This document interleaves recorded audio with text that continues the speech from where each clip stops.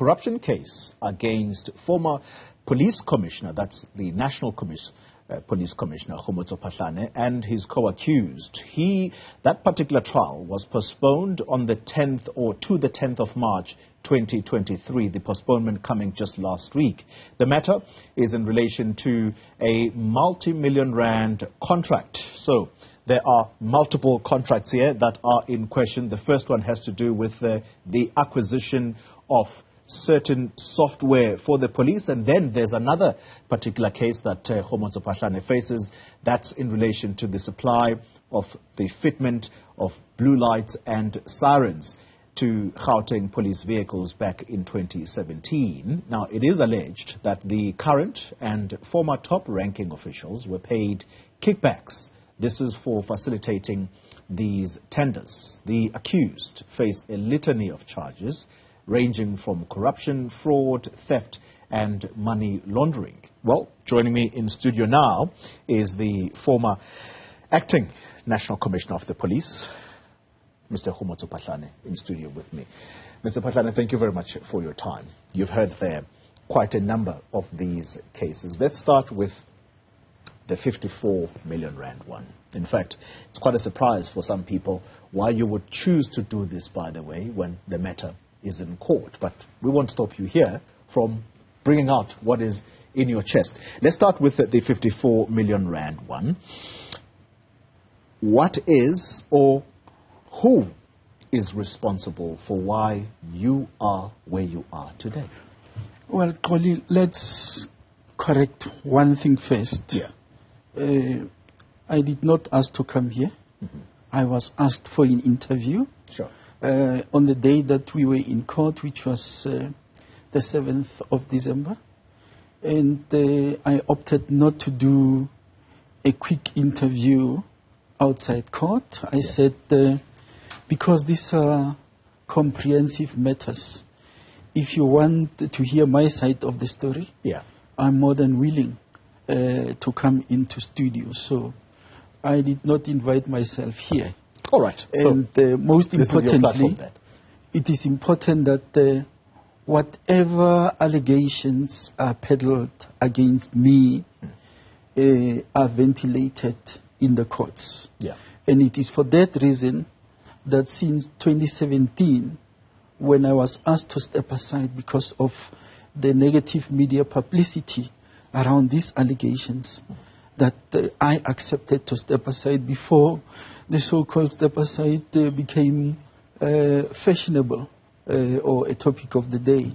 And you'll find nowhere in the prescripts of the department or the South African Police Service a provision for step aside. But I willingly did so because I wanted to give the investigation space so that whatever is being alleged is unearthed, and if there is a case to answer, that case must be brought before the courts.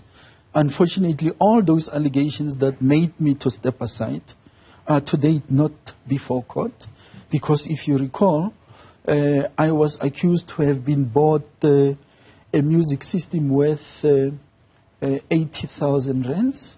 The second was I was bought vehicles. The third was about my house, which is being flighted all the time on screens and in the print media. But all those three cases are nowhere before court. Yeah. So while I was at home, I was visited by this allegation, first about the blue lights, which is a transaction that took place between Gauteng province and the division supply chain management, which happens to be at national. Yeah. For record purposes, I have no role to play in that regard. Initially, when I was asked to come to court, when the initial charge sheet was presented, it was alleged that because I was the accounting officer, secondly because the company that was awarded the contract did not have a tax clearance certificate. Yeah.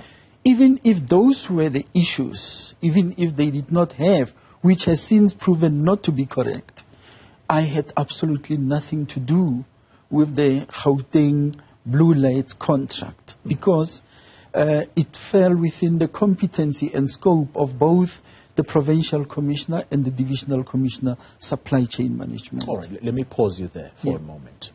I want us to do this chronologically. Yep. So the blue lights, we'll talk about that a little later.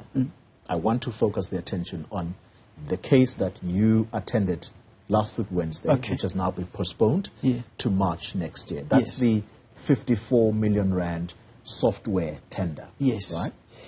There were two sets of software. One is the RIP jar, and the other one, I even have difficulty pronouncing its name. You'll tell the viewers about that. But what was the necessity for purchasing these softwares? Yeah, I can't even tell the viewers the details of those because I do not know what those entails. It was a submission that was made to me as an accounting officer to consider a deviation to enable crime intelligence to do procurement. So those were two. One is social media. In other words, they use it in intelligence gathering, amongst others, to monitor social media. In other words, when there is communication all over, when there is a particular crime or occurrence which is being followed, that social media facility enable them to monitor the trends and to monitor communication in that regard. So let's bring the viewers along. Yeah. The reason for why this was done, it was to monitor at the time the fees must fall protests. Am I correct? Yes, but we must agree that there were long-term benefits. In other words, while the fees must fall became the key focus area, it was to be used beyond that if at the end of the day they would have secured a long-term contract. But for the benefit of the viewers, it was primarily to monitor the fees must fall movement or activities. If you recall, I think it was in 2016, 2017, when we went to the festive season, there was this information that when the universities reopen, there is going to be a situation that had to be managed. Now, I will still repeat myself. There was nothing wrong with students or activists embarking on a campaign to make sure that ultimately they get funded in as far as their studies is concerned. But where the police come in is where, for example, there is unrest, there is violence, there is damage to property, there is a loss of life. And I'm grateful that with the deployment of that social media monitoring tool, we were able to avert a disastrous situation. You can't give me a single incident where a student or any member of the public was killed. We managed to prevent the loss of property. So I consider it to be a success. If I take what happened during the Fees Must Fall and compare it to the July unrest, where you had over 300 people losing their lives and many properties damaged, where they did not have a facility like the social media monitoring, I consider our operations to be a success. All right. In addition, just a moment, Polly. In addition to monitoring the fees must fall, you will recall that we were also confronted with the situation around Vuani, where people had embarked on a campaign. Amongst others, they were not going to be able to vote, or they said voting is not going to become possible in that particular area. We brought stability in that particular environment, having implemented all those solutions that were acquired. But the most important thing is I have absolutely nothing to do with the actual procurement as to who the company is, what the specifications were, because it's not my domain. All what the crime intelligence environment had to do in terms of the law and in terms of the treasury regulation, if that procurement was to exceed a certain threshold, they were to approach the accounting officer. And at the time, it happens to be me who accordingly approved that deviation. And I suppose that's where your crime is, that you approved this. Where the investigative directorate has a problem with it is that, first of all, this software is not bought from a software engineering company. It is bought from a company that was making, what was this, a fitment of certain things, cameras, alarms. That was the company that supplied this software. But here's the kicker for the ID. Cindy Sebuka, spokesperson for the ID, says, making matters worse is that the owners of the so-called competing companies were friends. And that's where matters get serious. So the first question is, if, given that your signature was there, if the police department was serious about getting competitive bids, why did you not do due diligence, so to speak, to make sure that these are two companies that genuinely are competing, they don't know each other, only to find that they are owned by friends? You see, unfortunately, you talk of allegations that the ID, IPIT, and the NPA are making. If we were to be in a normal situation, I would have said, ask them to go and read the laws.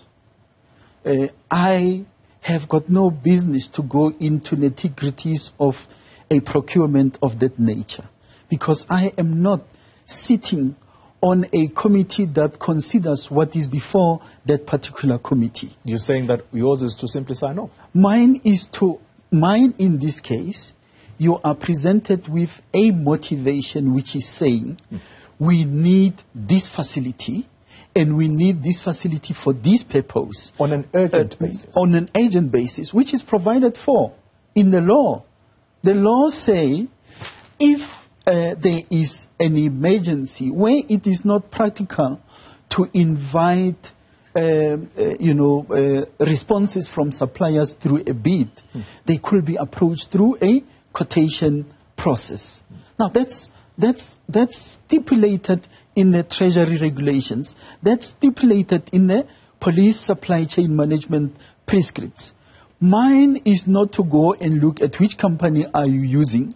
Mine is to say the division has got a threshold up to a certain limit based on which they can procure without even coming to me. But in this case, they are saying, hang on, this is what we want to procure for this particular purpose is way above our delegation, and therefore we require from you to consider approval that we could procure even beyond that limitation. I find it difficult, therefore, former Commissioner, that yours is not to scrutinize. Yours is to simply place a signature when it is huge amounts. Because, as you correctly say, the amounts for the division were simply too high. They needed the permission from a person higher. Yes. And that was you. Yes. And so when you don't scrutinize. That's where, don't get confused and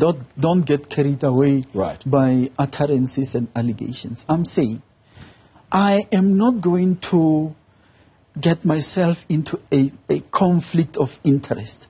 I am not interested in who the companies are, because in the first place, I don't even know what the specifications were that were put out there to invite the specific suppliers. Yeah. And that's why I find it upset that the ID or whoever will be saying, but you should have procured from this and this type of companies. Why did they not communicate that in advance and say, if you do procurement on this particular item, you must approach companies in this particular space? That's none of my business, and it's none of their business. what is my business is, here is a motivation. They say, let me use a simple example. We need vehicles to be able to do patrol. I know that the core business of the police is to do patrols.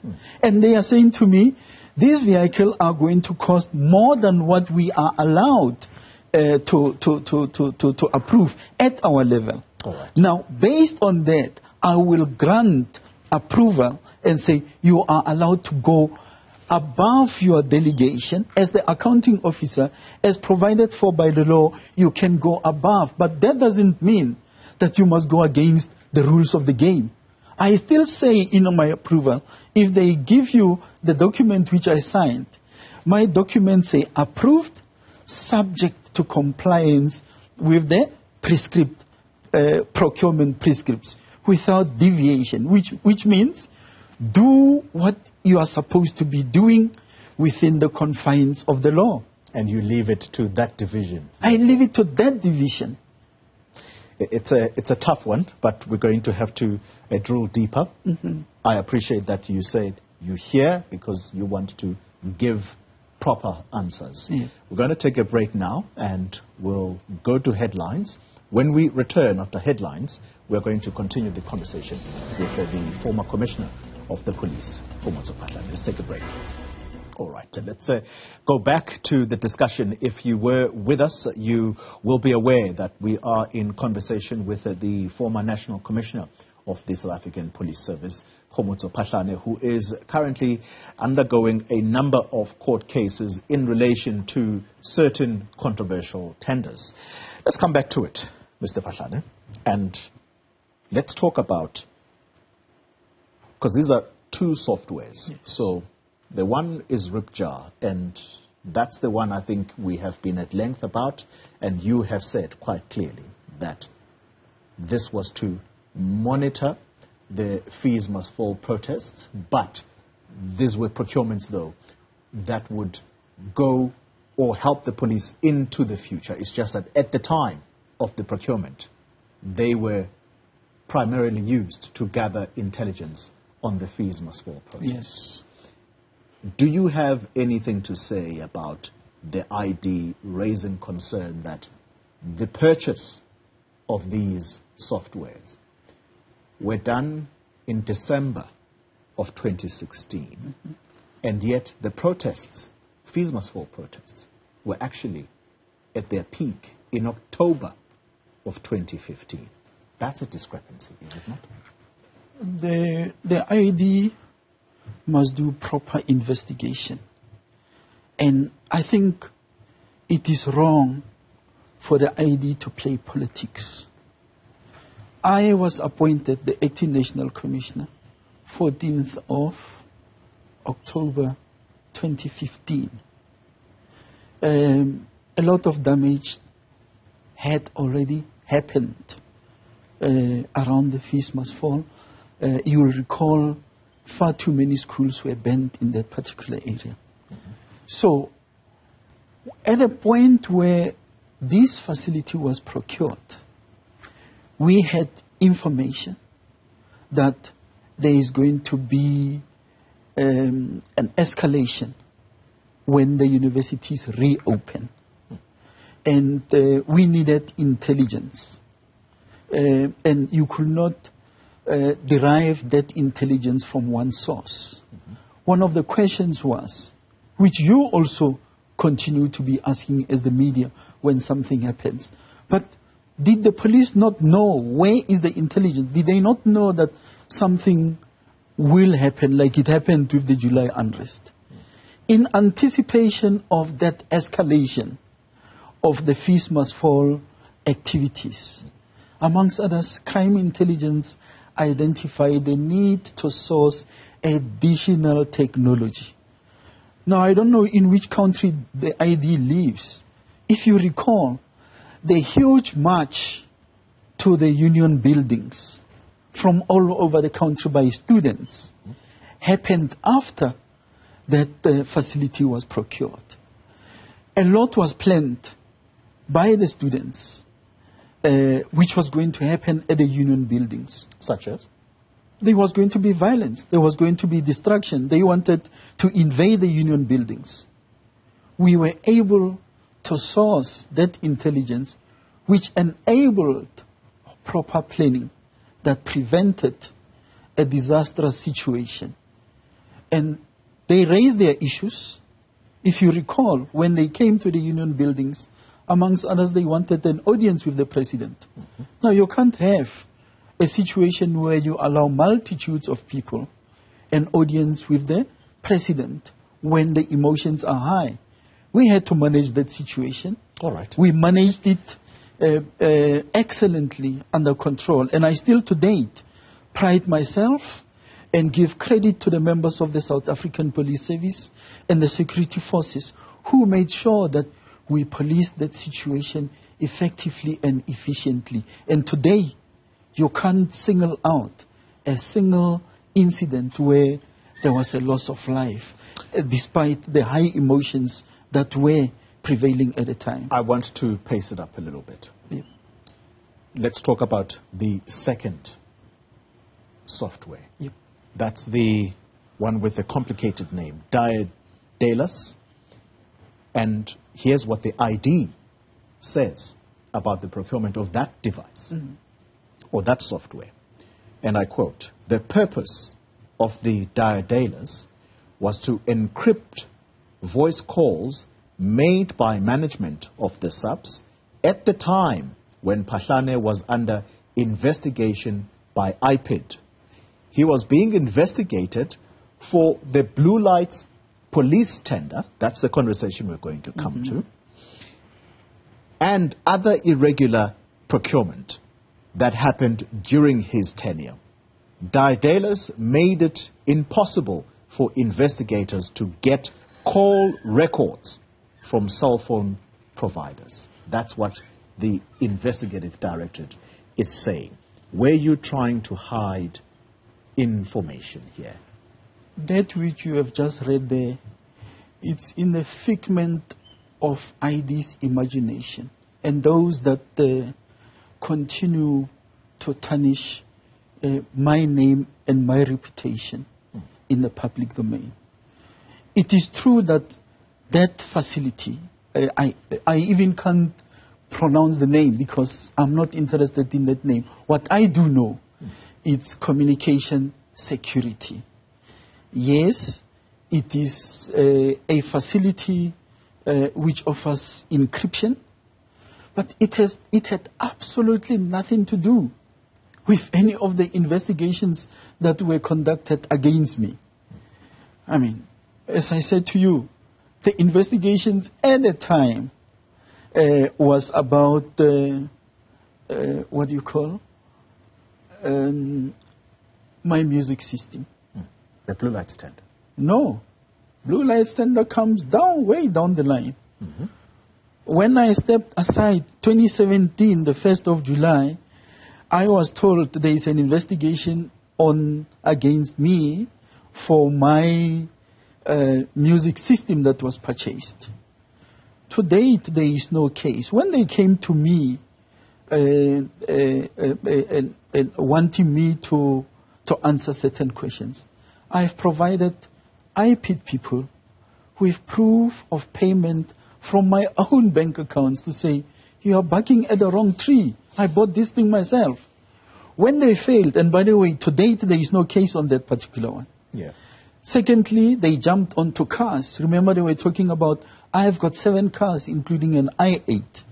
They are still looking for the i8. That's not my taste. I don't drive BMW. We're going to come to that. We're going to come to that because all of what we are talking about now are the assets that were seized by the asset forfeiture unit. I still have my assets. So don't rush into conclusions. All right. You asked me a question, allow me to answer. We're not going because to rush. You say to me that there was this ComSec, Diligence or whatever you call it, which was procured to safeguard me against investigations at the time. Now I'm telling you that there was no blue lights investigation at the time when that facility was procured. And even if it was procured during that time, it had absolutely nothing to do with any investigations against me. It is a facility that was procured by crime intelligence, not for management of the South African Police Service, by crime intelligence for their own operations, to make sure that no one is listening into their conversation. All right. Now, when these IP people masquerading as investigators were on the matter, they were saying that facility is bought to protect me against investigation. They still have my cell phone records. So what made it impossible for them to obtain the cell phone records at the time? Because now they have them. Okay. Let's talk about who in Benathan Kista is. This is the business person, to my knowledge, that you are facing this corruption case with. We're still talking about the acquisition of this software, right? Who is this person? Do you have a relationship with him? Did you have a relationship with him at the time of the procurement of all of this? Xoli, why are you jumping around? Why don't you allow me to answer your question, finish, and then you can move on to the next one? Because part of the reason I'm here is to clarify all these daydreaming stories that are out there in the public. Right. You said this thing is bought for blue light tender. Am I correct? Yes. Now I'm clarifying to you. When they started the investigation, they said, I bought that particular ComSec for the investigation team led by General Mabula, who was investigating the intrusion of Paul O'Sullivan, masquerading as an IPID member, in my estate, where he was looking for the building plans of my house. A security assessment was done by crime intelligence, which has proven that there is a threat against me. Based on that, the Divisional Commissioner of Crime Intelligence, who received the report, appointed a team to do an investigation on the criminality stemming from O'Sullivan coming into my estate. Now, that's what they were saying, that this ComSec was bought for them. And I can tell you, General Mabula and the team doesn't even know how that facility looks like, because it was never bought for them. It's a facility that was bought for crime intelligence to enable their operations. Of course, it was loaded on some of management's phones. Yeah. But what is wrong with that? So let me move on and say, while these two facilities were procured, I am able to say we have derived value. As a country, we have benefited. We were able to avert a disastrous situation by utilizing both. It may be 54 million. I'm not going to answer the question whether the cost was reasonable or unreasonable, because that's not my domain. Yeah. I am not sitting anywhere in the committee that evaluates those nitty-gritties. Now, the person that you are referring to, the company owner, yes, I met him the first time when I was in court. He was not alone. There was another person, a Naidu. There are two business people there. Yeah. I met them the first time in court because I have absolutely nothing to do with procurement. So I am in court on that matter, and what I'm saying, and I said today to my legal team when we were there on 7th, ask them for a trial date so that I can get an opportunity to be told, why am I in court? Okay. Now, these are the people who brought me to court, but when we are there on the 7th, they say, no, we still have to make a decision whether it's going to the High Court or whether it's going to be trialed here. That decision can only be communicated on the 10th of March.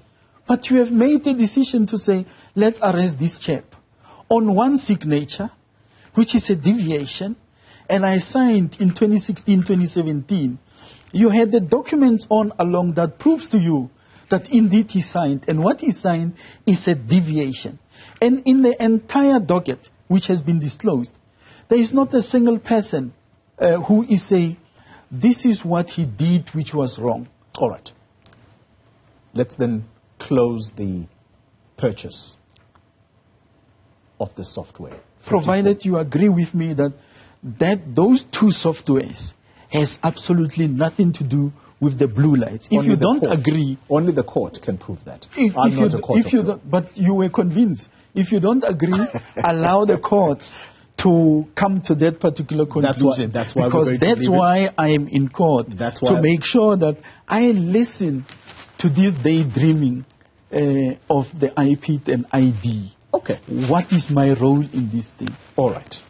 Let's then move swiftly along. Okay. Blue lights tender. Yes.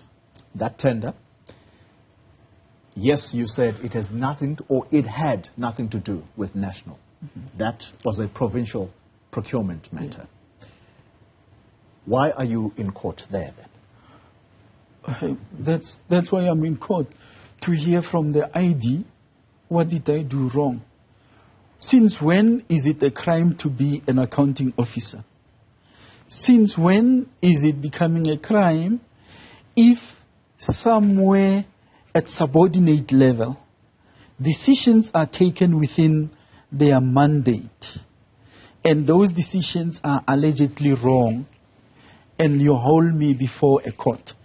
If I am in court purely because I was the accounting officer and this contract was signed during my term, and I've said it before, let all accounting officers under whose watch decisions that were taken which were subsequently considered to be irregular, they should also be held before the courts.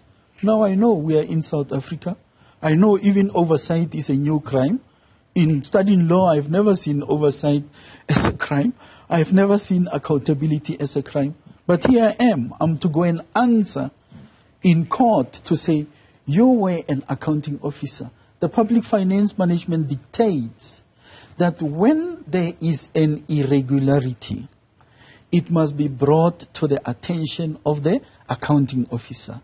That accounting officer must then make a determination whether indeed it is an irregularity or not. If it is an irregularity, the accounting officer must do two things.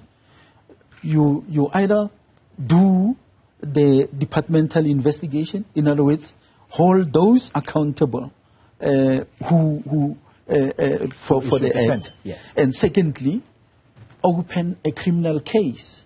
Did you do those? How can I do something which is never... How can I do that while it is not brought to my attention? The so-called irregularity on the blue light tender was only reported in 2018 March. I've been sitting at home since the 1st of July 2018, 2017. At no point did anyone report to me and say, hey, there is an irregularity here. So it happens during General Setole's time, which means he has an obligation to do exactly that, which the public finance management demands from all of us as accounting officers. So if it was brought to my attention, and I was convinced following investigation that it was an irregularity, I would have acted accordingly. Okay. So but the record, I'm being invited to court, when was it? The 1st of March 2019, and say, come to court, we have a warrant of arrest against you, and then I saw you flighting things that I did, I did not even know there is a crime called thuggery. I said, you have thuggery, money laundering, theft, fraud, corruption. I said, this is big English which is being used here. Let me present myself in court.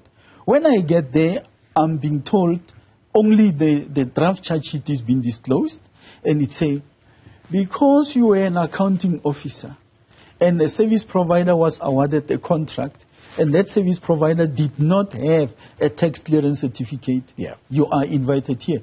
I'm still waiting in court. Let me ask you this, for the record. Mm-hmm. Did you ever get kickbacks on any of these contracts that we have spoken about?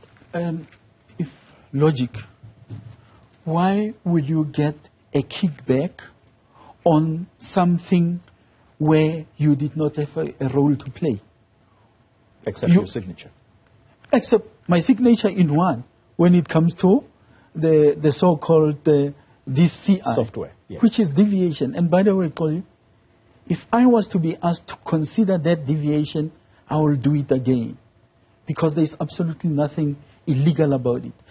The prescripts say, but you see the environment we are talking of, it's not even an environment we are supposed to be in public on. It's the Secret Services account, where they ordinarily do not follow the normal procurement processes. Which is why there has been a lot of abuse of that money. But you are here to answer for the questions that I've set for you. So let me move on to this. Mm-hmm. That particular blue lights tender. Yeah. As a result of it, the Asset Forfeiture Unit, that's the NPA, they've seized assets, and they are saying these assets are worth 75 million rand, 19 immovable property. Those are houses, luxury homes, we're told, in Sandton, Pretoria. Then 115 vehicles. Yes. How many of those assets were yours?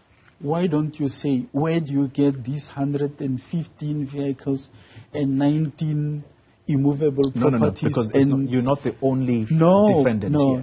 No. You're not the only person. They talk about police officials. These are assets belonging to police officials. Some of them offer. I like it when you try to correct what is out there. In the media, the 115 vehicles are mine. 75 million worth of assets are mine. There is 15, I can't remember. But I only have got one house. And that's where I'm living currently. I only have, how many?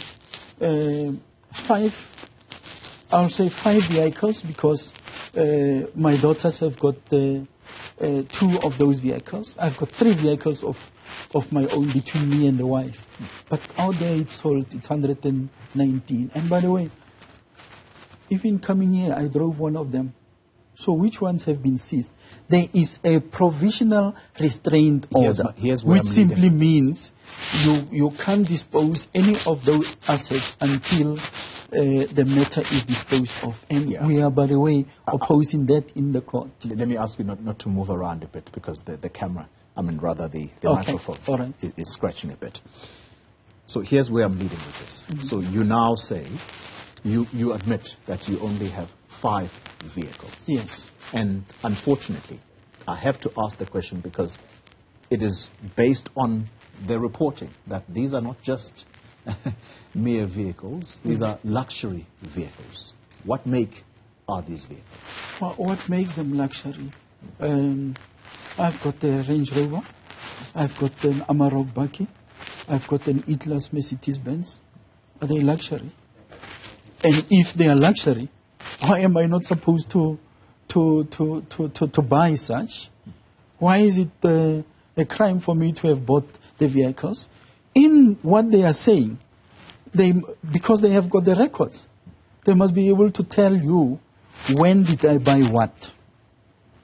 I had, all these vehicles, none of them were bought cash. All these vehicles were financed through the banks, and in particular between Standard Bank and Nedbank. And here's a question then.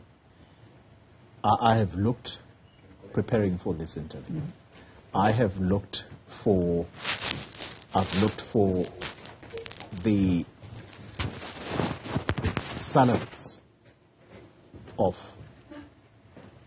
the police commissioner, national police commissioner, and they range between 500,000, 700,000 per annum, and the top figure I could get to was about 900,000, unless I'm wrong. Are you sure? How much is a police commissioner? Are you sure you looked at the figures of South African of the South African Police Service. I've checked this. I think your research is wrong. Okay. Firstly, and this I must correct. You know, everyone goes about the National Commissioner. I was never at any point appointed a National Commissioner. You were the acting commissioner, yes. I was the acting commissioner. But you must see, even in this media, it's Selebi, National Commissioner, General Xoli, Pierre, Phahlane, and Sithole. Yeah. In between, you had acting national commissioners. Commissioner Tim Williams after Selebi, Commissioner Mkhwanazi after General Xoli. After me, you had General Mutiba, but Phahlane, National Commissioner. I was never one. I continue holding the rank of Lieutenant General. And for your information, and I'm not going to give the exact figures, but the Lieutenant General in the police earns not less than 1.7 million per annum. I also happen to be married to a woman who is a senior manager in the public service. Now, how can I not afford a Range Rover? How can I not? Firstly, you must know I'm not a drunkard. I am not a party animal.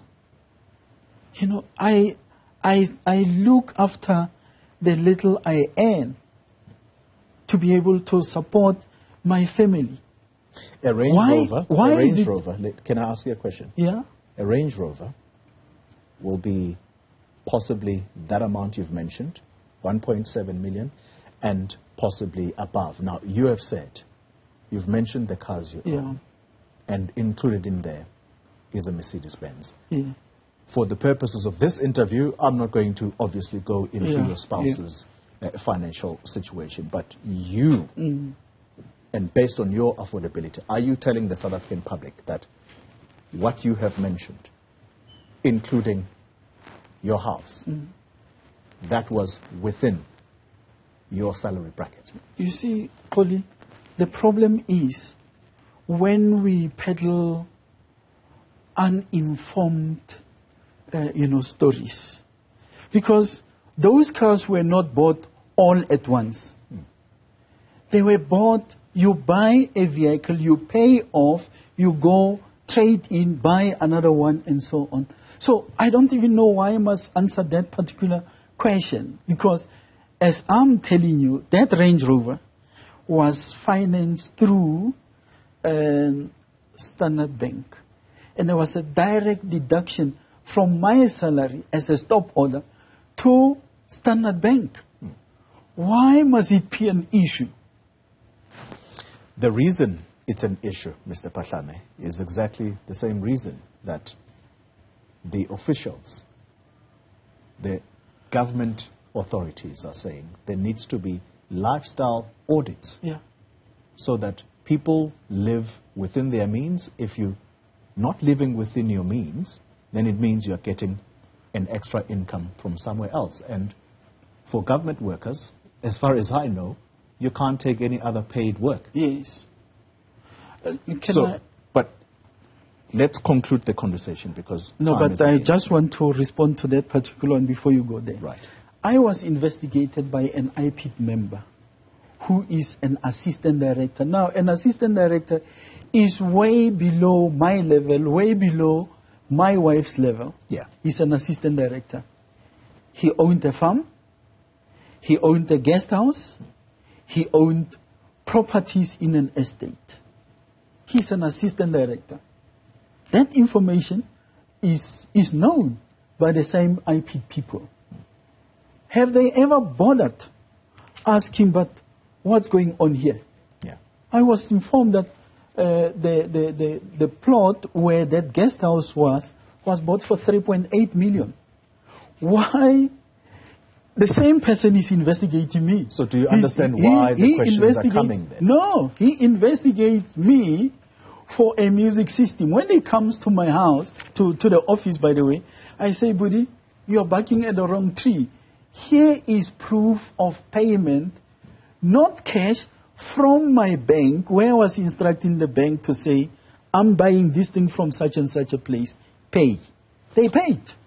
Mr. Phahlane, I'm out of time, but now you understand the basis of my question, because you have just actually answered yourself by suggesting that a person who was investigating you of a lower rank has more assets than you. That means that there is a serious problem within the police, people living beyond their means, and they have to justify how it is that they are able to afford that. But let me end this conversation here.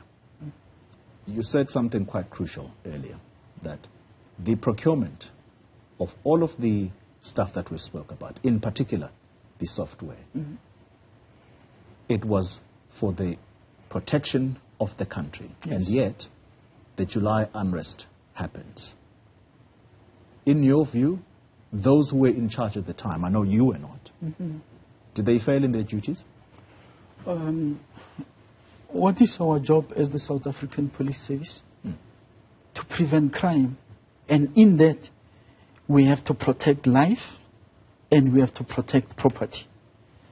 You can only do that if, amongst others, you implement what we call proactive policing. That proactive policing is to be informed by crime intelligence that enables you to put plans to prevent certain things from happening. It was to me heartbreaking to see how shops were looted, how members of the South African Police Service came way after.